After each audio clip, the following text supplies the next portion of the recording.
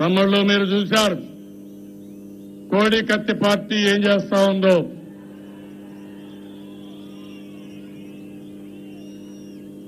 నిన్న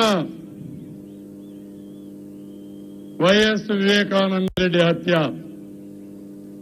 6 గంటలకు సమాచారం వస్తే 6:30కు వస్తే ఆయన గుండెపోటుతో మరణించారన్నారు.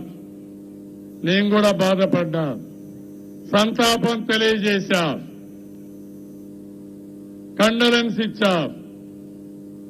తర్వాత మీరు చూస్తే వైఎస్ఆర్ కాంగ్రెస్ పార్టీ అందరూ అదే చెప్పారు. వాళ్ళ ఇంట్లో జరిగింది.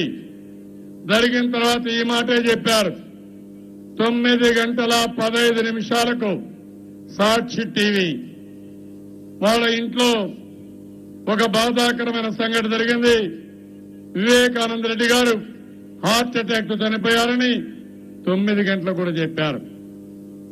8 గంటలకు వాళ్ళ పిఏ ఒక కంప్లైంట్ ఇచ్చాడు.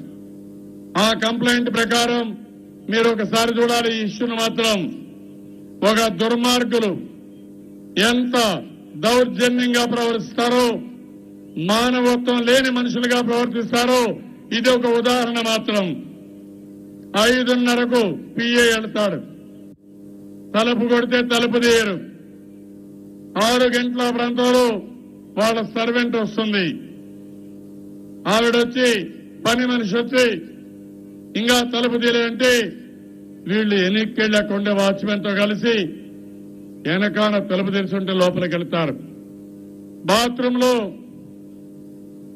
వివేకానంద రెడ్డి గారు శవం ఉంటుంది, మనిషి చనిపోయి ఉంటాడు. టెస్ట్ చేస్తారు. టెస్ట్ చేసిన తర్వాత చనిపోయిన నిర్ధారించుకొని వాళ్ళు ఇన్ఫర్మేషన్ ఇచ్చామని ఎఫ్ఐఆర్ లో ఇచ్చారు. అదే సమయంలో మీరు చూడండి 6:40 అవినాష్ రెడ్డి గారు పోలీసులకు ఫోన్ చేస్తారు. వివేకానంద రెడ్డి గారు చనిపోయారు, బాత్రూమ్ లో కమ్మోడు పైన పడిపోయారు, ఆయనకేదో హార్ట్ అటాక్ చనిపోయారు కాబట్టి ఇక్కడ గొడవ జరగకుండా పోలీసులు పంపేయమంటారు. మీరు ఆ శవాన్ని చూస్తే చాలా పెద్ద ఎత్తున దెబ్బలుంటాయి, నెత్తి పైన దెబ్బలుంటాయి, మెదడు కూడా బయట వస్తుంది, రక్తం అంతా కారుతుంది. ఆ కంప్లైంట్ లో 2 లీటర్ల రక్తం బెడ్రూమ్ లో ఉందని అతను కంప్లైంట్ ఇస్తాడు.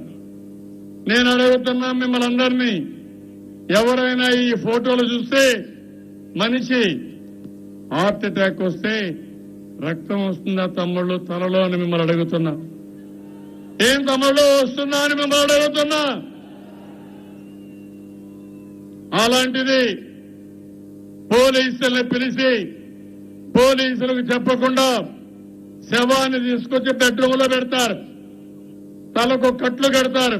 వీళ్ళ ఇష్ట ప్రకారమే మొత్తం ఆ బెడ్రూమ్ అంతా కూడా రక్తాన్ని కడిగేస్తారు, బెడ్షీట్లు మార్చేస్తారు. పోలీసు వెళ్తారు, వెళ్ళినప్పుడు చేస్తాం నివారించారు. నివారిస్తే కాదు హాస్పిటల్ తీసుకుపోతామని అంబులెన్స్ పిలిచి హాస్పిటల్ తీసుకెళ్లిపోతారు. నేను అడుగుతున్నా, ఎక్కడన్నా హత్య జరిగితే శవ పరీక్ష చేసిన తర్వాత అక్కడ పంచనామా చేసిన తర్వాతనే డెడ్ బాడీని బయట తీసుకుపోనిస్తారు. అవునా కాదా తమ్ముళ్ళు మిమ్మల్ని అడుగుతున్నా. మీరెక్కడన్నా కానీ మీ ఇంట్లో ఒక శవం ఉంటే ఎవరన్నా చంపేస్తే ఆ శవాన్ని మీరు తీసుకుపోతారా తమ్ముళ్ళు మిమ్మల్ని అడుగుతున్నా. ఎవరైనా రక్తపు మడుగులో పడిపోయి ఉంటే ఆ రక్తాన్ని కడిగేస్తారా తమ్ముళ్ళు మిమ్మల్ని అడుగుతున్నా. ఇలాంటి తప్పుడు పనులు ఎందుకు చేశారని అడుగుతున్నా నేను. మీరు తప్పు చేశారు, దాన్ని కాపాడుకోవడానికి తప్పుడు పనులు చేశారు. ఎప్పుడైతే డెడ్ బాడీ వాళ్ళ కూతురు వాళ్ళు అడిగి హాస్పిటల్కి తీసుకుపోయి శవ పరీక్ష చేయండి, పోస్ట్ మార్టం చేయండి, అదే సమయంలో దెబ్బలు తేలాయి, పోలీస్ కంప్లైంట్ ఇమ్మంటే ఇచ్చారు. అప్పుడు డొంక లాగితే మొత్తం కథ బయట వచ్చింది. హాస్పిటల్కి వెళ్లారు. హాస్పిటల్కి వెళ్తే చాలా స్పష్టంగా చెప్పారు, ఇది హార్ట్ అటాక్ కాదు, హత్య చేశారు, బలమైన ఆయుధాలు ఉపయోగించారని చాలా స్పష్టంగా చెప్పారు. అప్పటి నుంచి టోన్ మార్చేశారు. మనం చేయించామని నెపం మనం వేశారు. ఏం తమ్ముడు విన్నారు కదా మీరు? అక్కడి నుంచి ప్రతి ఒక్కరూ మన మీద పడతారు. నేను సాయంత్రం ఒకటే చెప్పా, ఒకటే అడిగా, అది ఎవరి ఇల్లు? మీ ఇల్లు అవునా కాదా? మీ బెడ్రూమ్ లో డెడ్ బాడీ ఉందా లేదా? అతను చంపబడితే ఎందుకు మీరు వాస్తవాలు దాచిపెట్టారు? ఎందుకు హార్ట్ అటాక్ తో చనిపోయారని చిత్రీకరించారు? అదే సమయంలో బెడ్రూమ్ లో ఉండే రక్తాన్ని ఎవరు కడిగారని మళ్ళా ఒకసారి మీ ద్వారా అడుగుతున్నా. రాష్ట్ర ప్రజానీకం తెలుసుకోవాల్సిన అవసరం లేదా తమ్ముళ్ళు అడుగుతున్నా.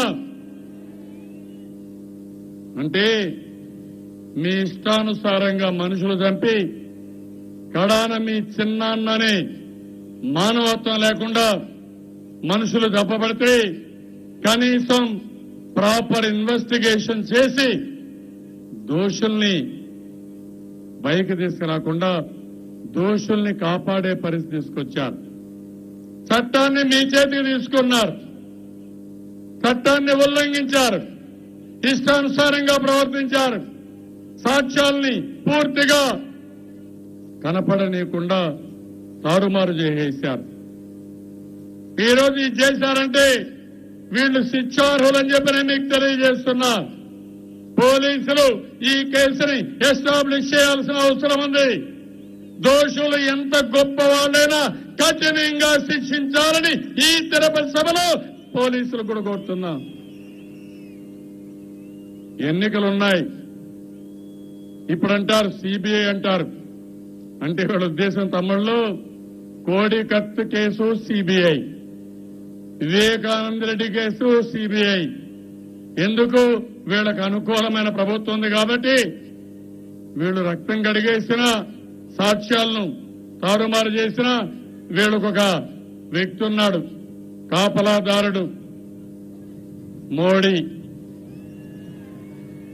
మోడీ కోడి కత్తు కేసు.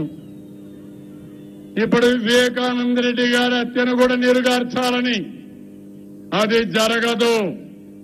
దోషులు నిలబెట్టే వరకు ఈ ప్రభుత్వం పనిచేస్తుంది, పోలీసు వ్యవస్థ పనిచేస్తుందని మరొకసారి మీ అందరికీ తెలియజేస్తున్నా. నేను అడుగుతున్నా,